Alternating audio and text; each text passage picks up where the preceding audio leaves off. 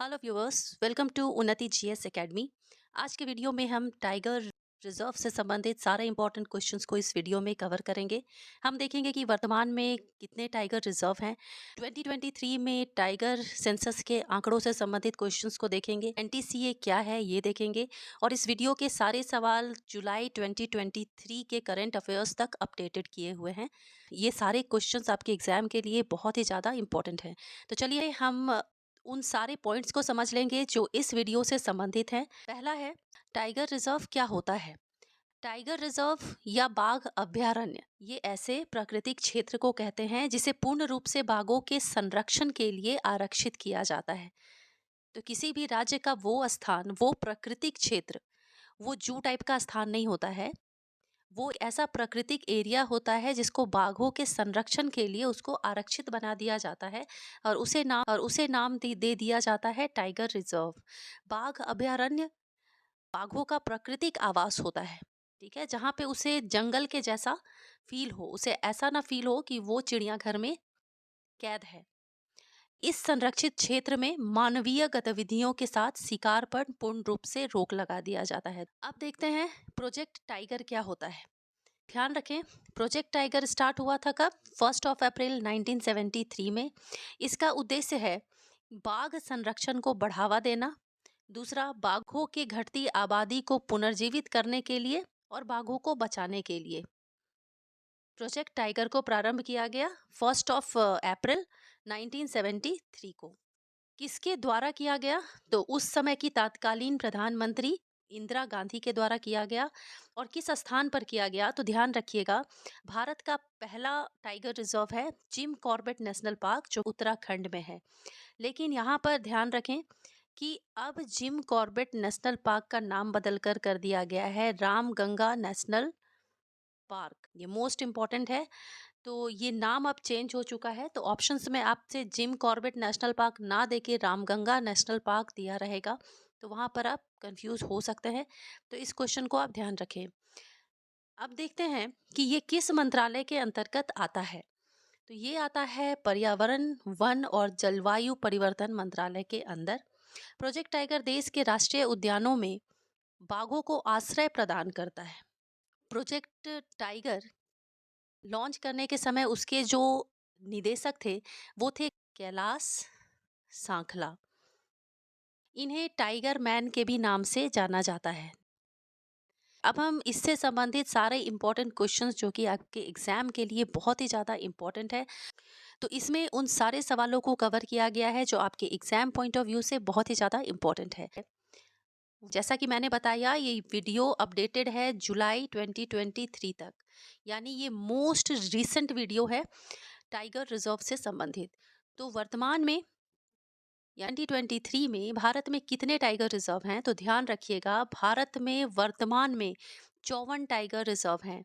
अभी मैक्सिमम जगह आपको 53 ही दिखाएगा, लेकिन एक्चुअल डेटा है 54 टाइगर रिजर्व हैं वर्तमान में भारत में।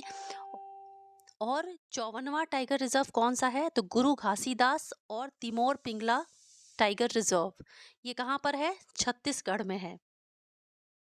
भारत का 54वां टाइगर रिजर्व है। 54वां टाइगर रिजर्व को याद रखने के साथ साथ आपको 53rd टाइगर रिजर्व याद रखना भी जरूरी है, क्योंकि ये दोनों इंपॉर्टेंट है आपके एग्जाम के लिए। तो 53rd टाइगर रिजर्व कौन सा है? तो ये है रानीपुर टाइगर रिजर्व। ये उत्तर प्रदेश में है। तो ध्यान रखिएगा कि ये भारत का 53rd टाइगर रिजर्व है जो कि उत्तर प्रदेश में है, और उत्तर प्रदेश का ये चौथा है। तो ये यूपी पीसीएस वाले स्टूडेंट के लिए ये क्वेश्चन इंपॉर्टेंट हो जाता है। अगला सवाल हम देखते हैं, भारत का 52वां टाइगर रिजर्व कौन सा है? तो 52वां टाइगर रिजर्व है रामगढ़ विषधारी टाइगर रिजर्व, और ये राजस्थान के बूंदी जिला में स्थित है। 51वां टाइगर रिजर्व ये कहाँ पर है? तो 51वां टाइगर रिजर्व आपका श्री विल्लीपुथूर मेघमलाई टाइगर रिजर्व, और ये तमिलनाडु राज्य में स्थित है। ये तमिलनाडु का 5वां टाइगर रिजर्व है।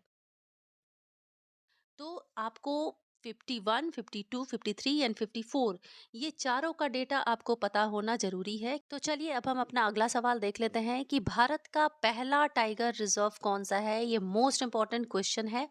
तो भारत का पहला टाइगर रिजर्व है जिम कॉर्बेट टाइगर रिजर्व, जिसकी स्थापना वर्ष 1973 में हुई थी। ये किस राज्य में है? तो ये उत्तराखंड में है।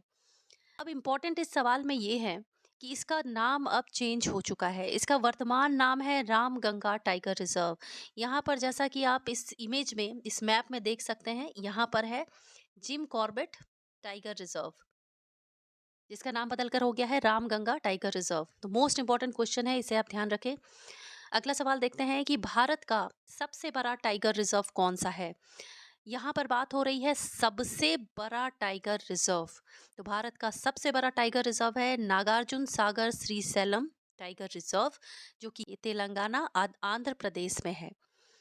ये अब जैसा कि मैप में यहाँ देख सकते हैं, ये है यहाँ पर आंध्र प्रदेश, और आंध्र प्रदेश के तेलंगाना में ये रहा आपका नागार्जुन नागार्जुन सागर श्रीशैलम। यहाँ पर आप देख सकते हैं इमेज में। तो ये है आपका भारत का सबसे बड़ा tiger reserve. Most important question है। अब भारत का सबसे छोटा टाइगर रिजर्व भी देख लेते हैं।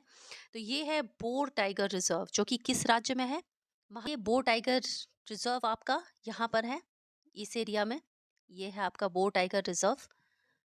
दोनों मोस्ट इम्पॉर्टेंट क्वेश्चन है, इसे ध्यान रखें। अगला सवाल है कि सबसे ज्यादा टाइगर रिजर्व भारत के किस राज्य में है? मध्य प्रदेश में। भारत का सबसे ज्यादा टाइगर रिजर्व मध्य प्रदेश में है। कितना टाइगर रिजर्व है?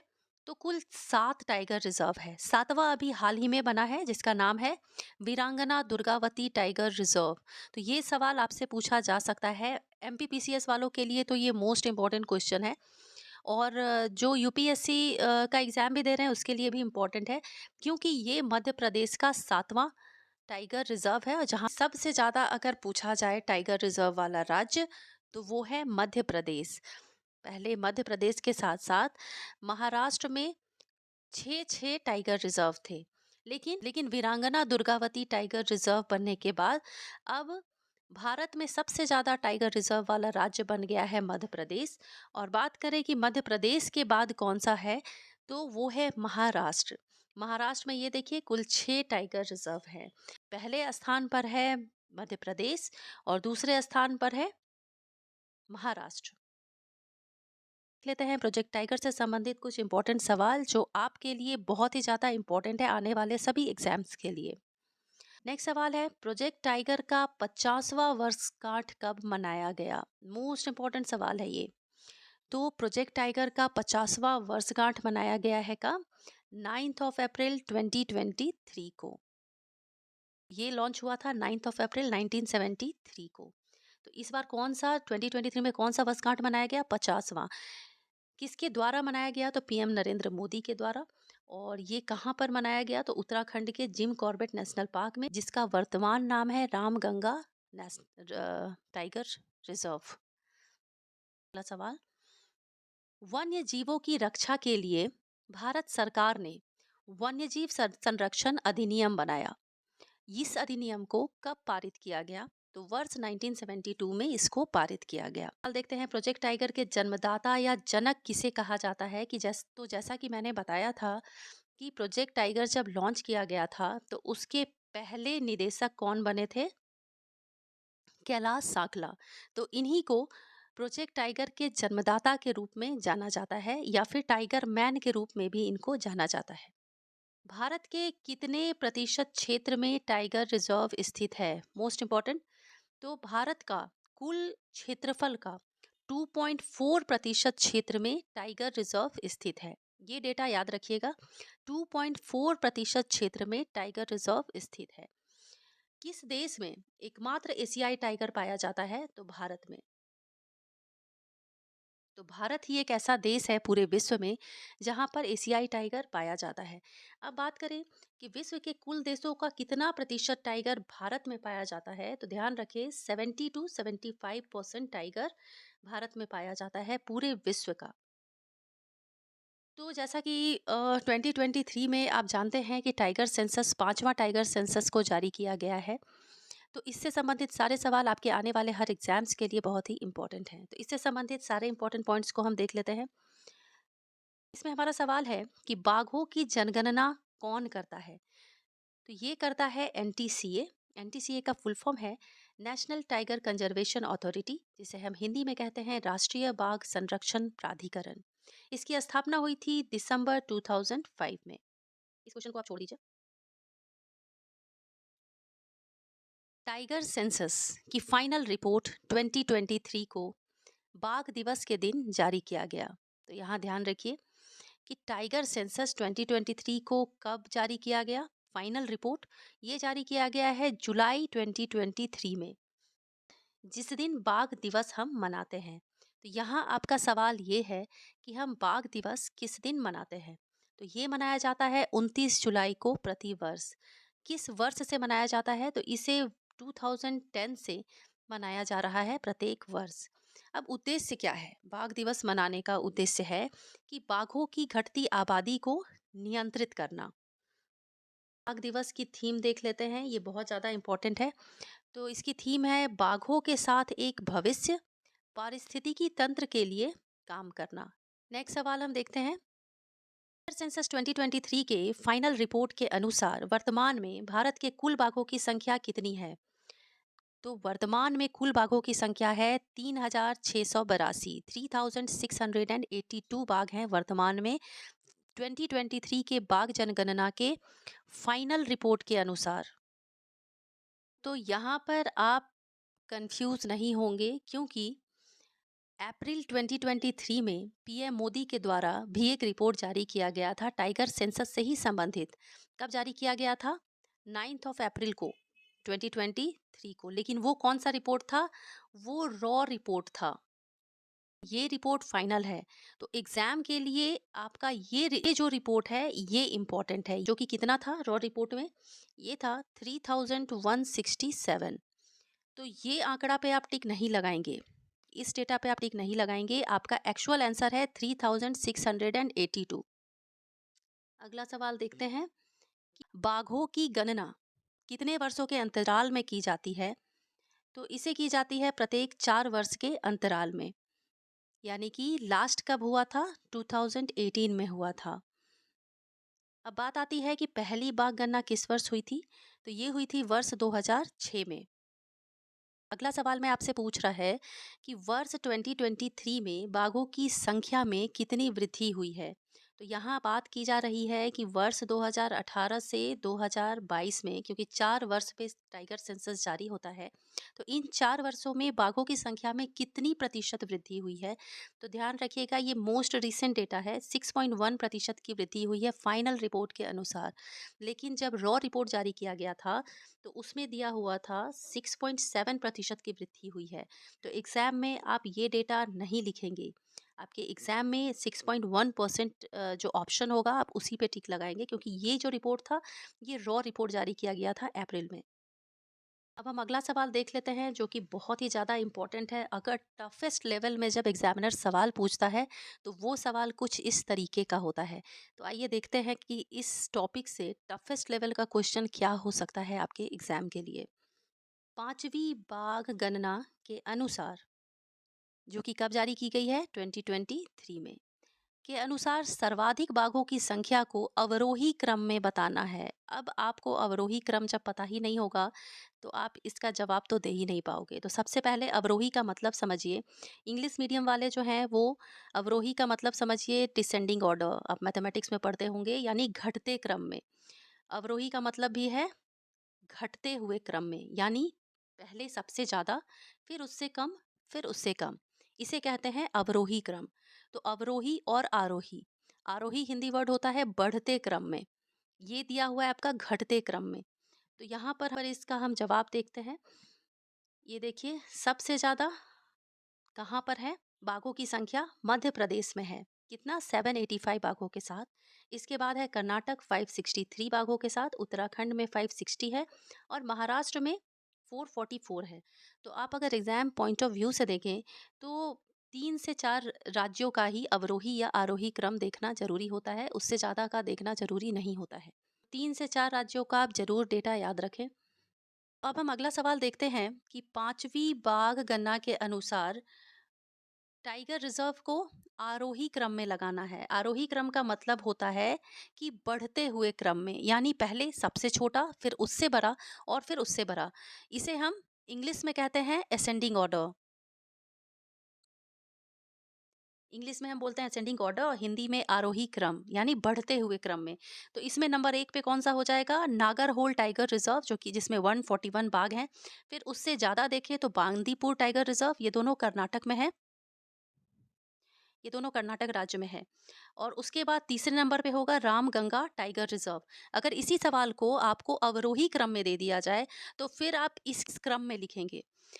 पहले नंबर पे फिर हो जाएगा रामगंगा टाइगर रिजर्व 260 बाघों के साथ, बांदीपुर सेकंड और नागरहोल थर्ड नंबर पे। नेक्स्ट सवाल देखते हैं। वर्ष 2010 में आयोजित अंतर्राष्ट्रीय बाघ सम्मेलन में किस वर्ष तक बाघों की संख्या T/2 करने का लक्ष्य है? अब T/2 क्या है? T/2 का मतलब है टाइगर इंटू टू। टी का स्टैंड्स फॉर टाइगर, यानी कि बाघों के संरक्षण के लिए और बाघों की आबादी बढ़ाने के लिए 2010 में एक अंतर्राष्ट्रीय बाघ सम्मेलन आयोजित किया गया।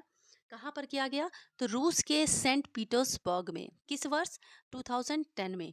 अब इसमें क्या लक्ष्य रखा गया? अब आप सोच रहे होंगे कि 2010 का सवाल आपसे यहाँ क्यों बताया जा रहा है आपको? तो ये इसलिए बताया जा रहा है क्योंकि इसका लक्ष्य 2022 है।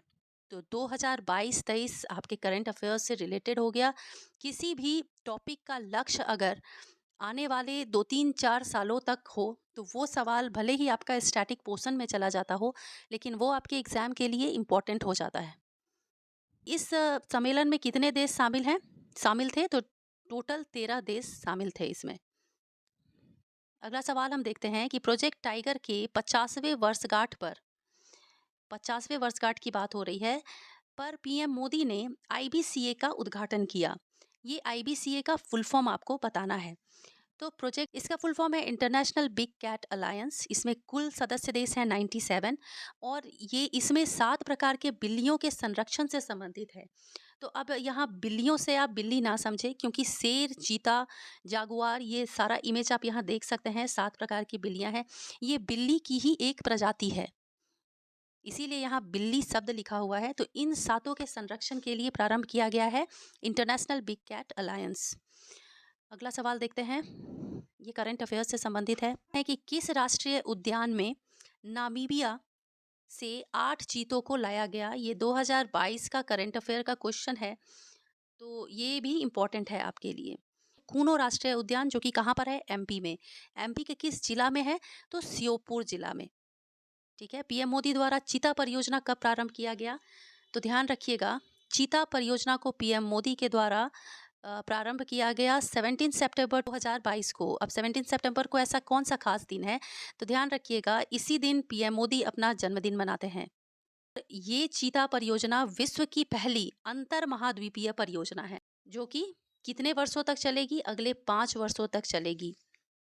आपको बता दें कि चीता को 1952 में विलुप्त घोषित कर दिया गया था। विलुप्त कौन घोषित करता है? आईयूसीएन के द्वारा किया जाता है इसको विलुप्त घोषित। तो आखिरी बार चीता देखा गया था वर्ष 1947 में। तो पीएम मोदी कहाँ से लाएंगे सारे बाघों को? 50 चीता लाने की योजना है और ये लाएंगे नामीबिया से, दक्षिण अफ्रीका से और अन्य अफ्रीकी देशों से। अगला सवाल, चीतों की राजधानी किसे कहते हैं? नामीबिया को कहते हैं, जिसकी राजधानी है विंडहोक। इंपॉर्टेंट क्वेश्चन है। चीता परियोजना का लक्ष्य क्या है? लक्ष्य ध्यान रखें, जब टफेस्ट लेवल का सवाल पूछा जाता है तो उसमें लक्ष्य जैसे प्रश्न शामिल होते हैं, उद्देश्य जैसे प्रश्न शामिल होते हैं। तो चीता परियोजना का लक्ष्य है अगले 5 वर्षों में 50 चीता लाने की योजना बनाई है पीएम नरेंद्र मोदी ने। कहाँ से लाएंगे वो चीता? तो ये लाएंगे नामीबिया से, दक्षिण अफ्रीका से और अन्य जितने भी अफ्रीकी देश हैं वहाँ से।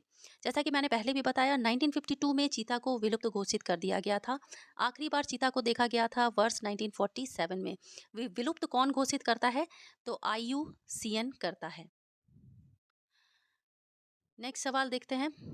ये बीपीएससी लोगो इम्पोर्टेंट सवाल है।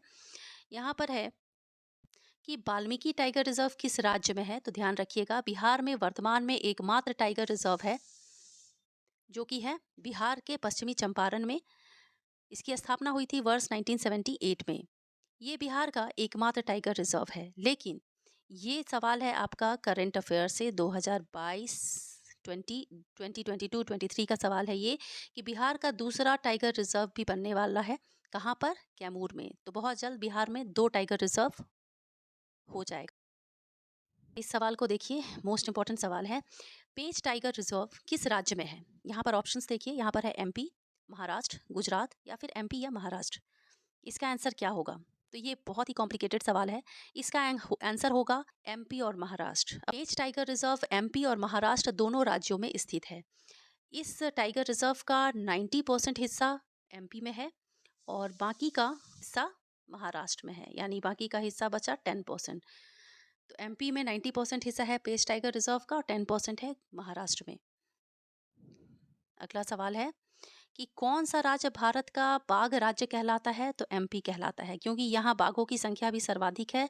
वर्तमान आंकड़ों के अनुसार कितना बाघ था? 785। अगर टाइगर रिजर्व की बात करें तो कितना टाइगर रिजर्व है? तो टोटल 7 टाइगर रिजर्व है। सातवां कौन सा था? Nagarjuna Srisailam tiger reserve. तो स्टूडेंट्स, ये लगभग सारे इंपॉर्टेंट सवालों को मैंने इस वीडियो में कवर करवा दिया है। अब जो आपके एग्जाम के लिए बहुत ही इंपॉर्टेंट है, तो इन सारे सवालों का रिवीजन करते रहें, नोट डाउन कर लें। और अगर आपको ये वीडियो समझ में आया, अगर वीडियो को लाइक शेयर सब्सक्राइब जरूर करें, ताकि आपको नेक्स्ट वीडियो की नोटिफिकेशंस मिलती रहें। मिलती हूँ नेक्स्ट वीडियो में एक मोस्ट इंपॉर्टेंट टॉपिक के साथ। टिल देन आप पढ़ाई करते रहें।